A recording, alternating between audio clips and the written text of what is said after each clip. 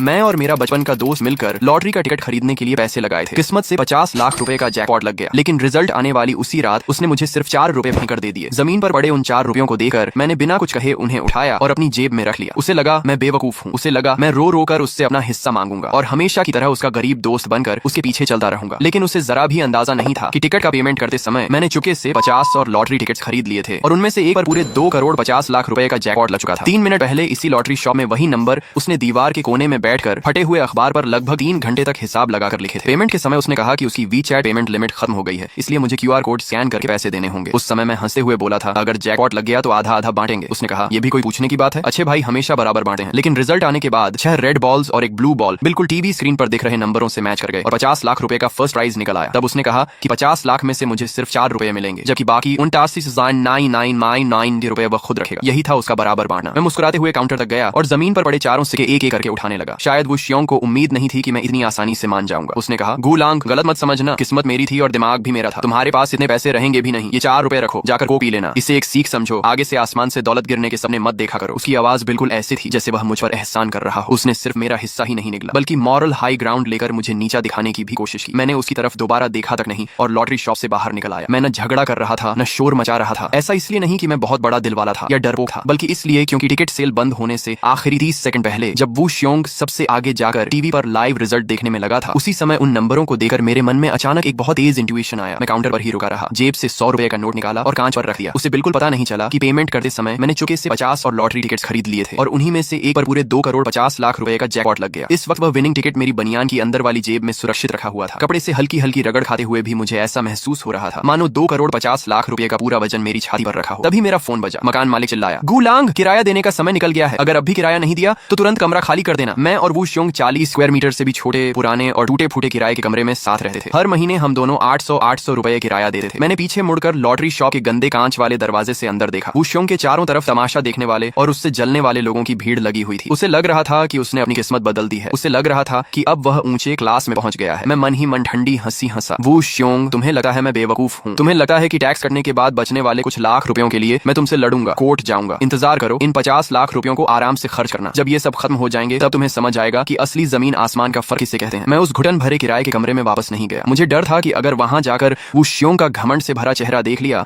तो मैं अपनी हंसी नहीं रोकाऊंगा। इसलिए मैंने एक सस्ते होटल में 100 रुपये वाला स्टैंडर्ड रूम लिया। रात को थोड़ा सख्त बिस्तर पर लेटकर मैं छत को घूरता रहा। जेब में रखे हुए लॉटरी टिकट्स ऐसे महसूस हो रहे थे जैसे लाल गर्म लोहे का टुकड़ा मेरी छाती को जला रहा हो। मुझे बिल्कुल भी नींद नहीं आ रही थी। टैक्स भरने के बाद मेरे हाथ में कितने पैसे आएंगे ये देखने की मुझे बिल्कुल जरूरत नहीं थी, क्योंकि ये हिसाब मुझे पहले से ही याद था। 20% लॉटरी इनकम टैक्स करने के बाद 2 करोड़ 50 लाख में से 50 लाख टैक्स चला जाएगा और मेरे हाथ में पूरे 2 करोड़ रुपए आएंगे। एक आम इंसान अगर पूरी जिंदगी नौकरी करता रहे तब भी शायद इतनी दौलत कभी न कमा पाए। मैंने तुरंत टैक्सी ली और सीधा हाई स्पीड रेलवे स्टेशन की तरफ निकल पड़ा। क्योंकि प्राइस की रकम सिटी लॉटरी सेंटर की पेमेंट लिमिट से ज्यादा थी, इसलिए मुझे प्रोविंस लॉटरी सेंटर जाकर ही प्राइस क्लेम करना था। पूरे रास्ते मेरा फोन लगातार वाइब्रेट करता रहा। सारे मैसेजेस वो शियोंग के वीचैट पर थे। इतना छोटा दिल मत रख यार, कभी फुर्सत मिली तो तुझे खाना भी खिला दूंगा। और हाँ, वो टूटा फूटा किराए का कमरा अब छोड़ देना, उसमें पड़ा सारा कबाड़ भी फेंक देना। अब मैं अमीर आदमी हूँ, उस कुत्ते के बिल जैसे कमरे में वापस नहीं रहने वाला। उसके हर शब्द में रातों रात अमीर बनने का घमंड भरा हुआ था। ऐसा लग रहा था जैसे उसे हर हाल में मुझे नीचा दिखाना था। मैंने एक भी मैसेज का रिप्लाई नहीं किया और सीधे चैट को म्यूट कर दिया। 2 घंटे बाद मैं प्रोविंस लॉटरी सेंटर की बड़ी सी बिल्डिंग के सामने खड़ा था। मुझे बड़े सम्मान के साथ एक शानदार मीटिंग रूम में ले जाया गया। वहाँ गोल्ड फ्रेम वाला चश्मा पहने एक डायरेक्टर बैठे थे। उनका विनम्र व्यवहार देखकर मुझे थोड़ा अजीब लगा। उन्होंने मुस्कुराकर कहा, मिस्टर हु, कृपया अपना विनिंग टिकट और आइडेंटिटी प्रूफ दिखाइए। मैंने अपनी अंदर वाली जेब से बहुत सावधानी से लॉटरी टिकट निकाला और उन्हें दे दिया। उन्होंने दोनों हाथों से टिकट लिया, उसे वेरिफिकेशन मशीन पर स्कैन किया। मशीन से एक साफ बीप की आवाज आई और स्क्रीन पर लंबी सी नंबर लिस्ट दिखाई देने लगी। डायरेक्टर ने हैरानी से मेरी तरफ देखा और कहा, मिस्टर हु, आपके कुल 50 टिकट्स विनिंग हैं। Total prize amount 2 crore 50 lakh रुपए है। टैक्स करने के बाद आपको पूरे 2 करोड़ रुपए मिलेंगे। क्या हम आगे की प्रोसेस शुरू करें? मेरी शांत प्रतिक्रिया देकर डायरेक्टर और भी ज्यादा हैरान हो गए। उन्होंने शायद ऐसे कई विनर्स देखे होंगे जो करोड़ों जीतकर रो पड़े हों या खुशी से बेहोश हो गए हों, लेकिन उन्होंने शायद पहली बार ऐसा नौजवान देखा था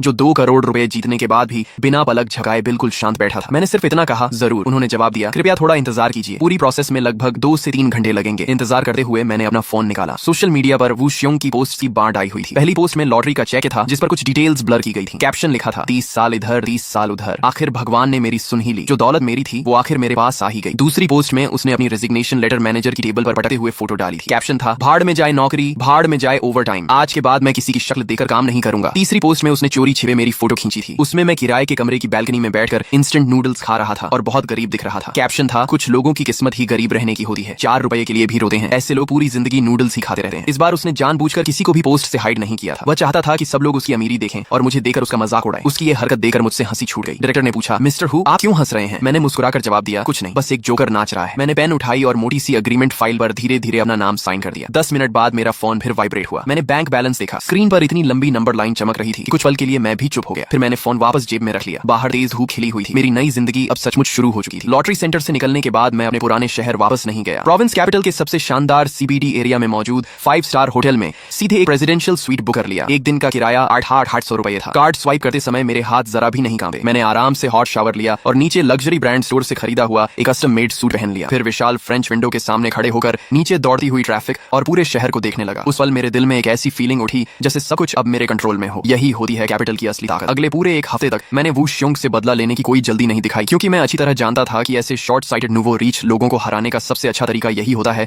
कि पहले उन्हें खुद अपने घमंड में पूरी तरह भूलने दो, और जब उनका घमंड आसमान छूने लगे तब एक ही लात मारकर उन्हें गहरी खाई में गिरा दो। मैंने हेड हंटिंग कंपनी के जरिए हाई सैलरी पर रिक्रूटमेंट शुरू कर दी। मेरा प्रेसिडेंशियल स्वीट कुछ ही दिनों में टेम्पोरेरी इंटरव्यू ऑफिस बन गया। मैं अपने लिए एक टॉप लेवल बिजनेस टीम तैयार कर रहा था ताकि आगे की पूरी रिवेंज प्लान के लिए मजबूत फाउंडेशन बन सके। दूसरी तरफ इस पूरे हफ्ते वू श्योंग की फिजूल खर्ची एक पल के लिए भी नहीं रुकी, जैसे वह अपनी पूरी जिंदगी की गरीबी और तकलीफ एक ही हफ्ते में निकाल देना चाहता हो। हर दिन वह मुझे अपनी अमीरी दिखाने वाले मैसेजेस भेजता रहता था। मंगलवार को उसने नई कार के स्टीयरिंग व्हील की फोटो भेजी। बीच में पोर्शे का गोल्डन लोगो चमक रहा था। कैप्शन लिखा था, देखा हूं लांग, पूरे 1 करोड़ 80 लाख कैश देकर पोर्शे पैनामेरा खरीदी है। असली लेदर सीट की स्मेल कैसी होती है ये तू शायद जिंदगी भर नहीं सूंघ पाएगा। अब सोचता हूँ उस दिन तुझे कुछ 100 रुपए और दे देता। गुरुवार को उसने अपनी रिस्ट की क्लोजअप फोटो भेजी। हाथ में रोलेक्स सबमरीनर हल्क थी और उसके साथ लाल नेल पॉलिश लगाए एक लड़की का हाथ उसकी बाह में था। कैप्शन था, 18 लाख की रोलेक्स है और ये छोटी सी इंटरनेट सेलिब्रिटी पहले मेरी तरफ देखती भी नहीं थी, अब हर दिन मेरे पीछे घूमती है और मुझे ब्रदर श्योंग बुलाती है। पैसा सच में कमाल की चीज है, लेकिन अमीर बनने की किस्मत हर किसी को नहीं मिलती। उसके ये घटिया शो ऑफ वाले मैसेजेस देकर मुझे अब बोरियत होने लगी थी। टैक्स कटने के बाद उसके पास लगभग 40 लाख रुपए बचे थे। उनमें से 18 लाख की वॉच, 18 लाख की कार और बाकी की फजूल खर्ची सिर्फ कुछ दिनों में ही उसकी आधी पूंजी खत्म हो चुकी थी। उससे लग रहा था कि वह अब हाई क्लास में पहुंच गया है, जबकि असली अमीर लोगों की नजर में वह सिर्फ एक ऐसा नूवो रिच था जिसके पास न एक्सपीरियंस था न विजन, और ऐसे लोग सबसे आसान शिकार होते हैं। तभी मेरा असिस्टेंट अंदर आया और बोला, मिस्टर हु, ये कमर्शियल एक्विजिशन प्लान देख लीजिए। आपकी इंस्ट्रक्शन के मुताबिक हमने शहर के ईस्ट साइड वाली सबसे फेमस कमर्शियल स्ट्रीट का पूरा सर्वे कर लिया है। डेवलपर की फंडिंग चेन टूट चुकी है और वह प्रोजेक्ट जल्दी बेचना चाहता है। अगर हम पूरा प्रोजेक्ट खरीदें तो लगभग 8 करोड़ रुपए लगेंगे। मैंने फाइल खोली और शॉप फोटोज देखने लगा। वही हमारे पूरे शहर का सबसे बिजी और सबसे वैल्यूएबल कमर्शियल एरिया था। मैंने बिना सोचे कहा, बहुत बढ़िया, उनसे बार्गेन करने की जरूरत नहीं है, जाकर कह दो मैं पूरे 9 करोड़ दूंगा, लेकिन 3 दिन के अंदर सारी ओनरशिप ट्रांसफर प्रोसेस पूरी हो जानी चाहिए। असिस्टेंट ने सिर झुकाकर कहा, जी मिस्टर हु, मैं अभी करता हूँ। मैंने फिर कहा, और उस सबसे बड़ी शॉप को मेरे लिए खाली रखना, मेरी परमिशन के बिना किसी को रेंट पर मत देना। उसने तुरंत जवाब दिया, जी समझ गया। उसके जाने के बाद प्रेसिडेंशियल स्वीट में फिर से सिर्फ मैं अकेला रह गया। तभी मेरा फोन फिर चमका। इस बार मैसेज वू श्योंग का था। उसने ग्रुप इन्विटेशन भेजा था। सभी दोस्तों और गांव वालों को इनवाइट है। इस वीकेंड रात 8 बजे रॉयल इंटरनेशनल होटल में मैंने 2 बड़ी टेबल्स बुक की हैं। मेरी नई कार की खुशी में पार्टी है, सब लोग जरूर आना। आज रात का पूरा बिल मैं दूंगा। उसके तुरंत बाद उसने मुझे प्राइवेट मैसेज भी भेजा, हु लांग, ग्रुप में सबको बुलाया है, तू भी आ जाना, चिंता मत कर, तुझसे गिफ्ट मनी नहीं लूंगा। तुझे रोज इंस्टेंट नूडल्स खाते देकर मुझे बड़ा दुख होता है, शर्म मत करना, आकर थोड़ा दुनिया भी देख लेना। उसके हर शब्द से यही लग रहा था कि वह किसी भी तरह मेरे सामने अपनी अमीरी का घमंड दिखाना चाहता था। उसके लिए मेरी मौजूदगी बहुत जरूरी थी। अगर मैं, उसका पुराना रूममेट और गरीब कंपैरिजन, वहां नहीं होता तो वह अपनी आज की झूठी महानता कैसे दिखाता। मैंने फोन की स्क्रीन की तरफ देखा और मेरे होंठों पर एक ठंडी मुस्कान आ गई। अगर तुम्हें इतना ही स्टेज सजाकर ड्रामा करना है तो ठीक है, मैं भी आ जाता हूँ और साथ ही तुम्हें दिखा दूंगा कि असली दुनिया कैसी होती है। वीकेंड की रात ठीक 8 बजे मैंने एम्परर हॉल के प्राइवेट रूम का भारी दरवाजा धक्का देकर खोला। विशाल क्रिस्टल शैंडलियर के नीचे 20 लोगों के बैठने लायक एक बड़ी राउंड टेबल लगी हुई थी। वहां हमारे गांव के वही लोग बैठे थे जो पहले फैक्ट्री और कंस्ट्रक्शन साइट पर मजदूरी किया करते थे। वू श्योंग सबसे बीच वाली मेन सीट यानी बिल्कुल सी पोजीशन पर बैठा था। उसके साथ एक ज्यादा मेकअप किए हुए औरत चिपकर बैठी थी, वही गोल्ड डिगर लड़की लियू रुएन, जिसकी फोटोज वह सोशल मीडिया पर डाल रहा था। मुझे देखते ही वू श्योंग जोर से हंसा और बोला, अरे वाह, जिसका नाम लो वही हाजिर। देखो भाई लोग, ये है हमारा महान हु लांग, सिर्फ 4 रुपए लगाकर मुझसे 25 लाख रुपए मांगने वाला मेरा सबसे अच्छा दोस्त। अरे हु लांग, ये सूट कहाँ से रेंट पर लिया, बड़ा फिट बैठ रहा है, एक दिन का 200 रुपए तो लगा ही होगा। उसकी बात खत्म होते ही पूरा प्राइवेट रूम ढाकों से गूंज उठा। वहां बैठे ज्यादातर लोग भी कभी गरीब थे, लेकिन अब वू श्योंग की अचानक आई दौलत देकर बिना सोचे समझे उसी के पक्ष में खड़े हो गए थे। कोई बोला, यार उस दिन सच में तूने गलत किया था, नंबर तो ब्रदर श्योंग ने निकाले थे, फिर तू किस बात का हिस्सा मांग रहा था। दूसरा हंसकर बोला, बिल्कुल, आज ब्रदर श्योंग सिर्फ एक टेबल पर ही 10,000 रुपए खर्च कर रहा है, जल्दी जा उससे एक ड्रिंक पिला और माफी मांग। मैंने शांत आवाज में कहा, ड्रिंक रहने दो, मैं आज सिर्फ खाना खाने आया हूँ। मेरी बात सुनते ही वू श्योंग का चेहरा उतर गया। उसे मेरी बिना डरे बिना झुके बात करने की आदत बिल्कुल पसंद नहीं आई। उसने ठंडी हंसी के साथ कहा, अच्छा अभी भी तेरे अंदर ईगो बचा हुआ है। फिर उसने वेटर को आवाज लगाई, सबसे महंगे डिशेस ला, Australian lobster, king crab, shark fin, abalone, जो सबसे एक्सपेंसिव है सब टेबल पर होना चाहिए। आज हमारे गरीब दोस्त की आंखें खोल देते हैं। कुछ ही देर में पूरा टेबल महंगे खाने से भर गया। वू श्योंग पूरे समय अपनी पोर्श खरीदने की कहानी बढ़ा चढ़ाकर सुनाता रहा। फिर बताने लगा कि पिछली रात उसने नाइट क्लब में एक ही रात में 30,000 रुपए उड़ा दिए। उसकी बातें सुनकर गांव वालों की आंखों में लालच साफ दिखाई देने लगा। सब लोग बारी बारी से ग्लास उठाकर उसके पास जाते, उसे टोस्ट करते और बड़े प्यार से ब्रदर श्योंग कहकर बुलाते। 3 राउंड ड्रिंक्स होने के बाद उसका घमंड पूरी तरह आसमान पर पहुंच चुका था। उसने लियू रुयेन की कमर में हाथ डाला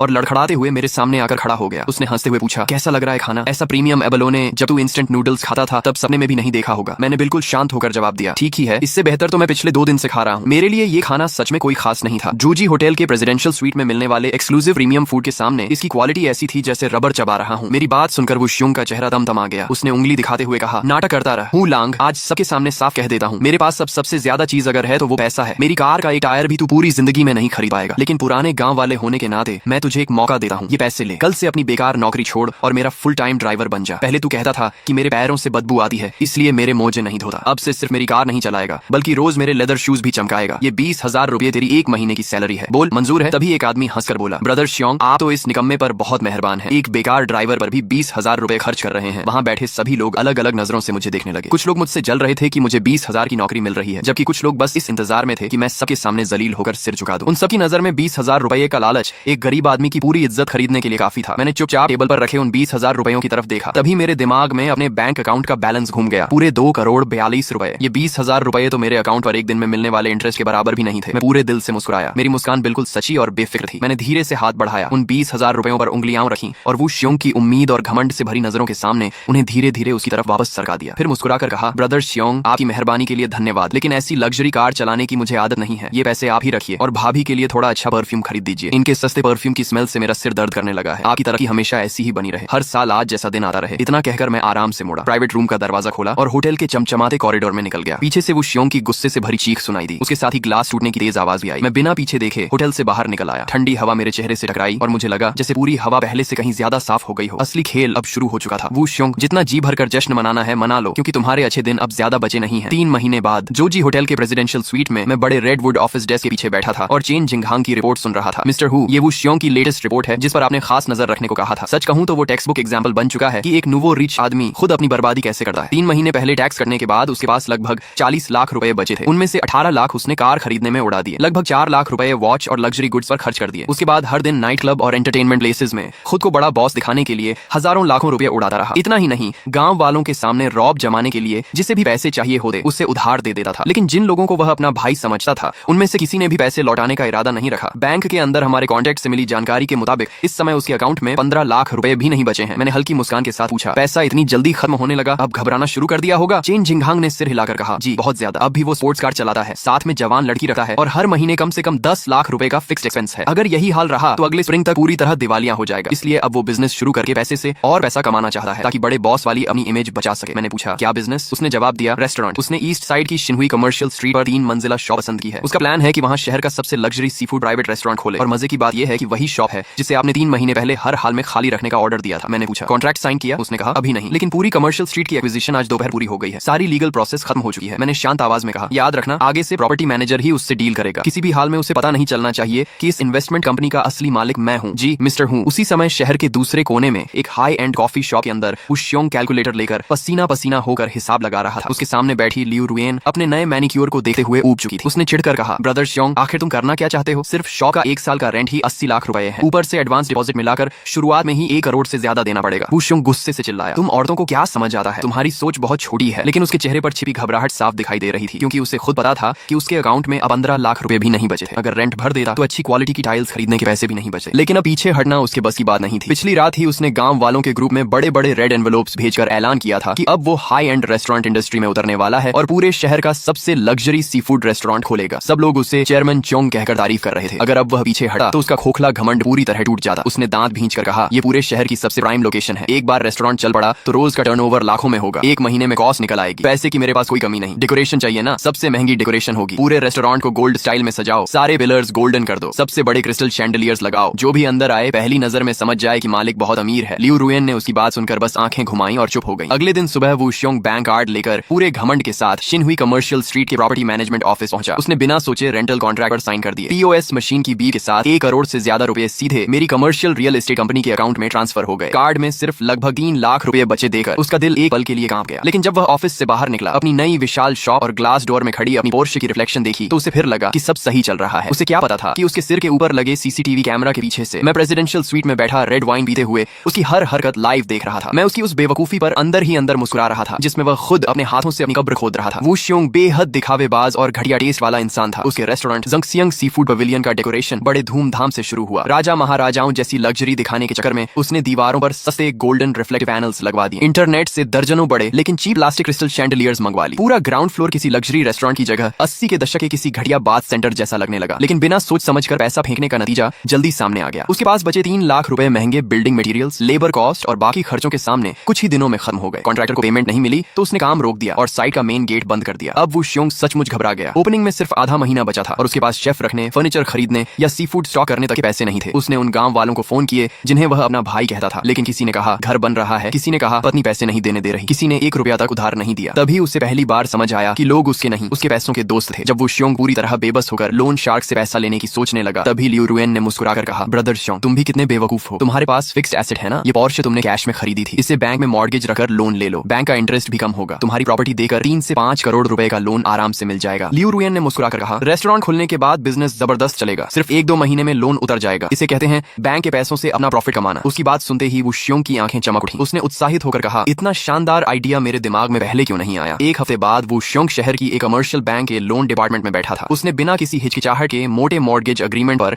अपना लाल थंब इंप्रेशन लगा दिया। अपनी पोर्श पनामेरा और गांव वाले घर को मॉर्गेज रखने के बाद बैंक ने उसकी प्रॉपर्टी की वैल्यूएशन करके उसे पूरे 3 करोड़ रुपए का लोन मंजूर कर दिया। जैसे ही उसके फोन पर 3 करोड़ रुपए अकाउंट में आने का मैसेज आया, उसे लगा कि उसका आत्मविश्वास फिर से लौट आया है। उसने तुरंत डेकोरेशन का बाकी पेमेंट कर दिया, फिर इंटरनेट पर भारी भरकम एडवर्टाइजमेंट चलवाए। ओपनिंग के लिए उसने दर्जनों खूबसूरत होस्टेसेस हायर की और पूरे शहर में ऐलान कर दिया कि उसका रेस्टोरेंट शहर का सबसे लग्जरी सी फूड रेस्टोरेंट बनने वाला है। यहाँ तक कि उसने मुझे भी मैसेज भेजा, हुलांग, कल दोपहर 12 बजे ईस्ट सिटी की शिनहुई कमर्शियल स्ट्रीट पर मेरा ज़ंगसियांग sea food pavilion grand opening कर रहा है। मत कहना कि मैंने तेरा ख्याल नहीं रखा, आ जाना, तुझे शार्क फिन सूप का एक बोल फ्री में पिलाऊंगा ताकि जिंदगी में पहली बार उसका स्वाद चख सके। उसी समय मैं रोल्स रॉयस की पिछली सीट पर बैठा अपनी रियल एस्टेट कंपनी के हेड ऑफिस की तरफ जा रहा था। कार धीरे धीरे बाओफू टावर के सामने आकर रुकी। चेन जिंगहांग पहले से ही कंपनी के कई सीनियर एग्जीक्यूटिव्स के साथ रेड कार्पेट के दोनों तरफ मेरा इंतजार कर रहा था। मुझे देखते ही उसने आदर से कहा, मिस्टर हु, शिनहुई कमर्शियल स्ट्रीट की सारी प्रॉपर्टी ट्रांसफर प्रोसेस पूरी हो चुकी है। आज से उस पूरी स्ट्रीट की हर ईंट, हर दुकान और हर इंच जमीन कानूनी तौर पर आपकी बाओफू कमर्शियल रियल एस्टेट कंपनी के नाम है। मैंने पूछा, वो श्योंग के ठीक सामने वाली शॉप का क्या हुआ? उसने मुस्कुराकर जवाब दिया, सब तैयार है मिस्टर हु। वो शॉप उसके रेस्टोरेंट से 3 गुना बड़ी डबल फ्लोर प्रॉपर्टी है। उसकी interior decoration international top design team ने रिकॉर्ड टाइम में पूरी की है। पूरा डिजाइन लो की लग्जरी स्टाइल में है और हर मटेरियल प्रीमियम क्वालिटी का इस्तेमाल किया गया है। मिशेलिन 3 स्टार शेफ अपनी पूरी टीम के साथ पहुंच चुके हैं। ऑस्ट्रेलिया के वाइल्ड लॉबस्टर्स, रशिया के किंग क्रैब्स और जापान का प्रीमियम वाग्यू बीफ हमारी प्राइवेट कोल्ड चेन फ्लाइट से आज रात ही पहुंच जाएगा। कल दोपहर ठीक 12 बजे, उसी समय जब वो श्योंग ओपनिंग करेगा, हमारा रेस्टोरेंट बाओफू प्राइवेट बैंक्वेट भी ग्रैंड ओपनिंग करेगा। लेकिन हम उसके जैसे घटिया ऑनलाइन मार्केटिंग ट्रिक्स नहीं अपनाएंगे। पूरे शहर के हाई एंड सर्कल में सिर्फ एक मैसेज जाएगा, जिसके पास मेरा बिजनेस कार्ड या एसेट सर्टिफिकेट होगा वही एंट्री कर सकेगा। ओपनिंग के पहले महीने में अनलिमिटेड प्रीमियम सी फूड सिर्फ 20% प्राइस पर मिलेगा। मेरी बात सुनकर चेन जिंगहांग भी एक पल के लिए गहरी सांस लेने लगा। वो श्योंग को लगता था कि बैंक से लिए गए 3 करोड़ रुपए के लोन के दम पर वह हाई एंड रेस्टोरेंट इंडस्ट्री में जगह बना लेगा। लेकिन उसे जरा भी अंदाजा नहीं था कि जिस स्टेज पर खड़े होकर वह खुद को किंग समझ रहा है, उस स्टेज का फर्श भी मेरा है। कल मैं उसे अपनी आंखों से दिखाऊंगा कि उसका लोन और घमंड पर टिका हुआ अमीरी का सपना कैसे पल भर में चकनाचूर होता है और एब्सोल्यूट स्ट्रेंथ के सामने कैसे धीरे धीरे धूल बनकर बिखर जाता है। 8 अगस्त, शिनहुई कमर्शियल स्ट्रीट का सेंट्रल प्लाजा ढोल नगाड़ों की गूंज से भर चुका था। वो श्योंग ने अपने रेस्टोरेंट का नाम रखा था ज़ंगसियांग दिंगजुन सी फूड पवेलियन। इस ओपनिंग के लिए उसने उधार लेकर जुटाया हुआ हर पैसा झोंक दिया था। एंट्रेंस के बाहर पूरे 50 मीटर लंबा रेड कार्पेट बिछा था। दोनों तरफ लाल छिपाव पहने लंबी होस्टेसेस ठंडी हवा में कांप रही थीं, लेकिन फिर भी मजबूरी में मुस्कुराए जा रही थीं। लियू रुएन ने उत्साहित होकर कहा, ब्रदर श्योंग, आज तो कमाल हो गया। देखो, शहर के इतने बड़े बड़े बिजनेसमैन भी आ गए हैं। वो श्योंग ने घमंड से सीना चौड़ा करते हुए कहा, जरूर आएंगे, अब मेरी स्टेटस ही ऐसी है। आज अगर ओपनिंग हिट हो गई तो आगे से ये रेस्टोरेंट पूरे शहर के अमीर लोगों का फिक्स्ड डाइनिंग स्पॉट बन जाएगा। वह ग्लास डोर के पीछे खड़ा था और उसकी आंखों में सिर्फ ऐसा ही पैसा घूम रहा था। उसे लग रहा था कि कुछ ही देर में कस्टमर्स की लंबी लाइन उसके रेस्टोरेंट में घुसेगी और नोटों की बारिश होने लगेगी। तभी वह अपने स्टाफ को 68,000 रुपए वाली स्पेशल फायर क्रैकर चेन जलाने का ऑर्डर देने ही वाला था कि ठीक सामने सिर्फ 12 मीटर चौड़ी सड़क के उस पार पिछले आधे महीने से काले कपड़े से ढकी हुई 3 मंजिला विशाल बिल्डिंग में अचानक हलचल शुरू हो गई। वहां न ढोल बज रहे थे, न कोई सस्ता दिखावा था, न लाल सजावट। फिर भी पूरा माहौल अचानक बदलने लगा। काले कारपेट या भड़कीली सजावट की जगह कुछ धीमी लेकिन गरिमामयी कैनन सल्यूट की आवाजें गूंजी। उसी के साथ उस विशाल काले पर्दे ने रेशम की तरह धीरे धीरे नीचे गिरना शुरू किया। सामने की पूरी बिल्डिंग सबके सामने आ गई। वो श्योंग के चेहरे की मुस्कान उसी पल जम गई। उसके दिल में अचानक एक बेहद अशुभ एहसास उठा। ये रेस्टोरेंट सामने का खुल गया। तभी कमर्शियल स्ट्रीट के एंट्रेंस से लग्जरी कार्स का एक लंबा कन्वॉय अंदर आया। वहां एक भी कार ऐसी नहीं थी जिसकी कीमत 30 लाख रुपए से कम हो। सारी कार्स बिल्कुल शांत तरीके से बाओफू प्राइवेट बैंक्वेट के सामने आकर रुक गईं। उनमें से सूट पहने हुए शहर के बड़े बड़े बिजनेस टाइकून्स उतरे,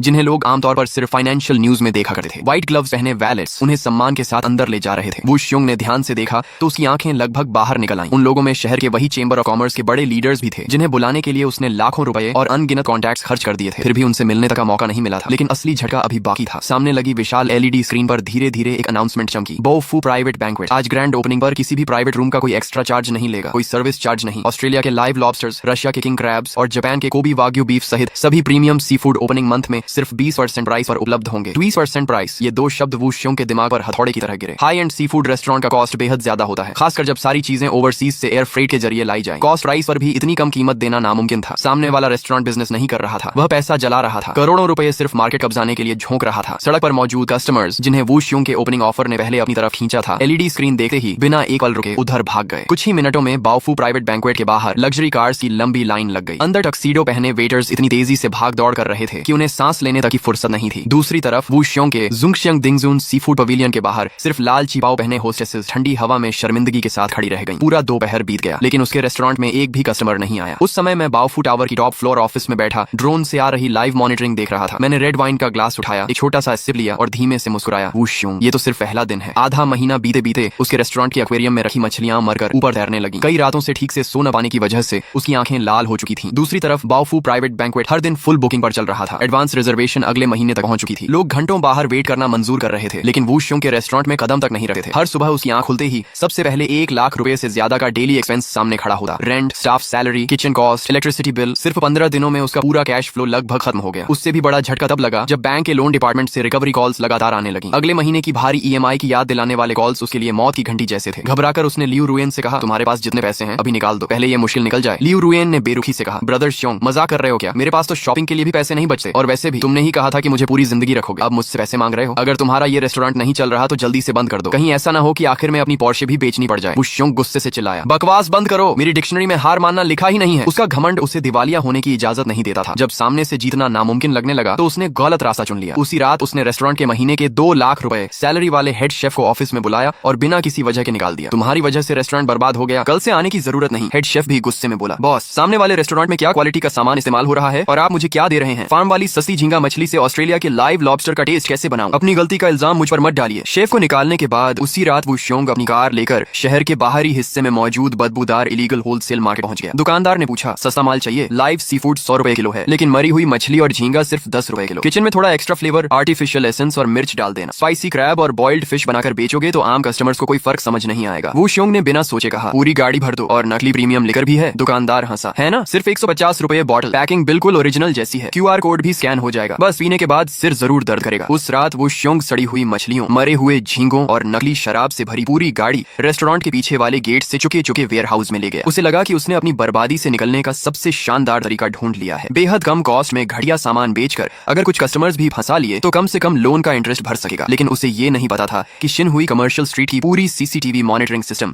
यहाँ तक कि उसके रेस्टोरेंट के पीछे वाला HD कैमरा भी सीधे मेरी ऑफिस से कनेक्ट था। मैं अपनी चेयर पर बैठा मॉनिटर पर उसे चोरी की तरह सड़ा हुआ सी फूड किचन में ले जाते हुए देख रहा था। मुझे गुस्सा बिल्कुल नहीं आया, बल्कि उस पर दया और हंसी दोनों आ रही थी। सिर्फ 50 लाख रुपए ने एक इंसान को इतना अंधा बना दिया था कि अपनी लालच की खाई भरने के लिए उसने इंसानियत की आखिरी सीमा भी पार कर दी। मैंने डेस्क पर रखा लैंडलाइन उठाया, मार्केट सुपरविजन ब्यूरो की कंप्लेंट हेल्पलाइन मिलाई और कहा, मैं एक रिस्पॉन्सिबल सिटीजन हूँ। मैं ईस्ट सिटी की शिनहुई कमर्शियल स्ट्रीट के shop number 16 जंगसियांग sea food pavilion के खिलाफ ऑफिशियल कंप्लेंट दर्ज कराना चाहता हूँ। ये लोग सड़ा हुआ सी फूड खरीदकर कस्टमर्स को बेच रहे हैं और बड़ी मात्रा में फेक प्रीमियम लिकर भी बेच रहे हैं। मेरे पास पूरे एविडेंस मौजूद है। परचेज वीडियोस और ब्लैक मार्केट ट्रांजैक्शंस की डिटेल्स मैंने पहले ही डिपार्टमेंट की ऑफिशियल कंप्लेंट ईमेल पर भेज दी है। कॉल खत्म करके मैं फ्रेंच विंडो के सामने जाकर खड़ा हो गया। बाहर आसमान पर काले बादल छा चुके थे, ऐसा लग रहा था जैसे तेज बारिश आने वाली।